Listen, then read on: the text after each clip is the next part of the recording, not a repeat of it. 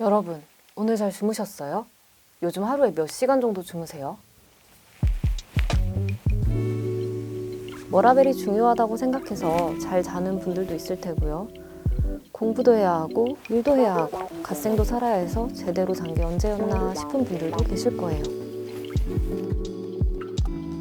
우리나라 사람들이 OECD 가입국 국민 중에서 가장 많이 일하고 제일 적게 잔다는 건 이미 너무 유명한 사실이죠. 이 발표가 2016년에 나온 건데 그렇다면 지금 한국인들은 어떻게 자고 있을까 궁금해졌어요. 여전히 바쁘다 바빠 현대 사회이긴 하지만 혹시 6년 사이에 나아진 건 없을까? 아니면 더 나빠졌을까? 2022년 여러분의 잠은 안녕하신가요? 오늘의 알파, 한국인의 잠입니다.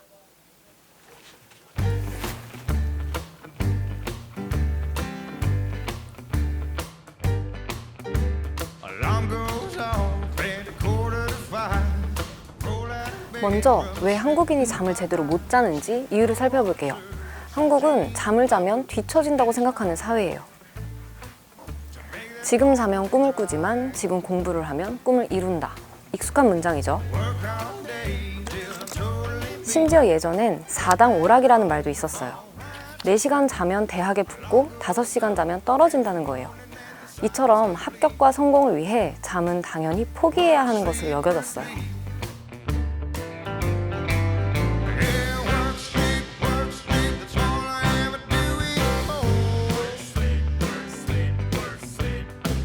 외국 언론에서도 더 열심히, 더 빨리 일하는 한국인들의 모습을 걱정할 정도죠. 현재에 만족하면 안 된다.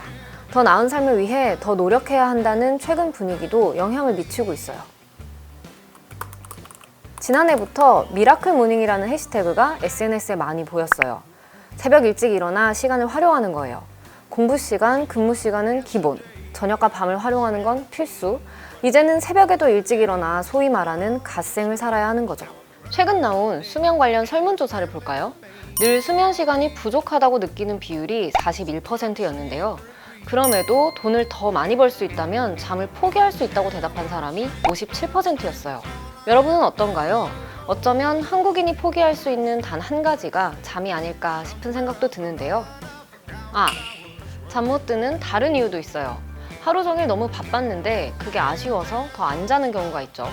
잠을 자도 되는데 자는 게 아까워서 여유 시간을 가지고 싶어서 일부러 잠을 안 자는 거예요. 이걸 보복성 취침 미루기라고 하는데 일이나 직장에 뺏겼던 삶의 주도권이 사실은 나에게 있다. 나는 삶을 통제할 수 있다고 여기는 거래요. 문제는 이렇게 잠을 못 자면서 수면의 질과 삶의 질이 낮아지고 있다는 거예요. 국민건강보험공단의 자료를 보면 불면증 진단을 받은 사람이 2021년 약 67만 명이에요. 2016년에 약 49만 명 정도였다고 하니까 엄청나게 늘어난 거죠. 정작 잠을 잘 수 있는 상황이 돼도 잠을 잘 수 없는 거예요. 하지만 어떻게든 잠을 자야 하기 때문에 병원을 찾는 거고요. 불면증이 어른에게만 찾아오는 것도 아니에요. 최근 건강보험 심사평가원에서 0세에서 9세까지 어린이 불면증 환자 통계를 발표했어요. 2020년 상반기에 비해 2021년 상반기에 58.1%나 증가했어요. 올해 상반기에도 7.4% 증가했고요. 10세에서 19세 청소년 증가율도 어른보다 높아요.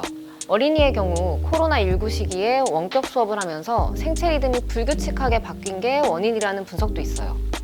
결론을 말하자면 한국인의 수면 상황은 더 안 좋아지고 있는 거죠.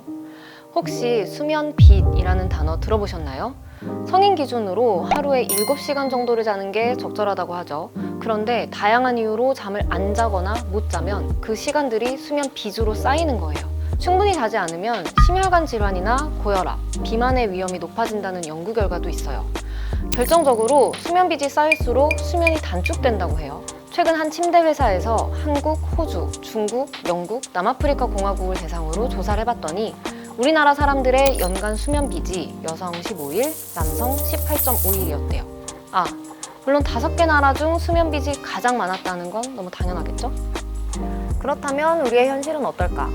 에너지 음료를 쌓아놓고 밤을 새거나 야근을 하는 장면은 우리나라 영화나 드라마에서 자주 등장하는 장면이에요.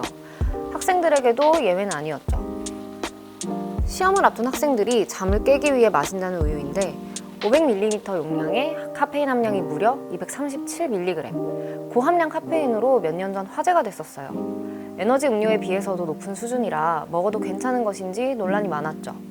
우리나라 학생들이 학업 경쟁과 성적에 대한 압박으로 에너지 음료를 마시고 수면 시간도 감소한다는 연구 결과가 여럿 있었어요. 잠을 깨기 위한 에너지 음료가 잘 팔리는 만큼 잠을 자기 위한 수면 유도제나 수면 보조제도 잘 팔리고 있어요. 유튜브를 보면 숙면을 유도하는 수면 유도 음악이나 ASMR 채널도 늘어났더라고요. 잠들 수 없는 사회, 그래서 잘 수 있을 때 어떻게든 자야 하는 우리의 모습을 여실히 보여주는 현상인데요. 약뿐만 아니라 아로마 오일, 미스트, 침대 매트리스, 베개 등 잘 자기 위한 아이템들 많이 보셨죠? 실제로 사용하는 분들도 많으실 테고요. 수면을 위한 소비를 가리키는 슬리포노믹스라는 단어까지 생겨났어요. 잠과 경제학을 합한 단어죠. 국내 슬리포노믹스 시장 규모가 10년 전 4,800억 원 수준에서 지금은 3조 원 수준으로 커지고 있다는 분석도 나왔어요. 잠을 잘 자게 하기 위한 기술 슬립테크도 나날이 발전하고 있어요. 세계 최대 IT 전시회인 CES에서 2017년부터 슬립테크관을 따로 운영하고 있을 정도예요. 2021년 글로벌 슬립테크 시장 규모가 150억 달러, 약 21조 원이었대요. 앞으로도 발전 가능성이 높다고 평가받는 분야고요. 하지만 우리는 슬리포노믹스나 슬립테크 성장의 이면도 생각해 봐야 하지 않을까요? 잠을 자기 위해 무엇인가 필요한 사회란 건 결국 어떤 이유가 됐든 잠을 제대로 잘 수 없는 사회이자 돈으로 잠을 사야 하는 사회라는 뜻이니까요. 이미 미국에서는 수면 부족을 공중보건 전염병으로 분류했어요. 단순히 잠을 제대로 못 잤다, 잠잘 시간이 없다 정도로 여기고 넘어가면 안 된다는 뜻이에요. 건강 문제뿐 아니라 경제적으로도 손실이에요. 경기연구원은 수면장애로 인한 전국의 경제적 손실이 11조 원에 달할 것으로 추산하기도 했어요. 한국에서 잠과 휴식이란 쓸데없는 것, 아까운 시간과 동의어였죠. 살아남기 위해서 잘 수 없지만 살기 위해서 자야 하는 나라, 한국. 24시간 잠들지 않는 이 나라에서 우리는 언제쯤 제대로 잠을 잘 수 있을까요? 말뿐인 워라벨이 아니라 맘 편히 단잠을 잘 수 있는 날을 기다려봅니다.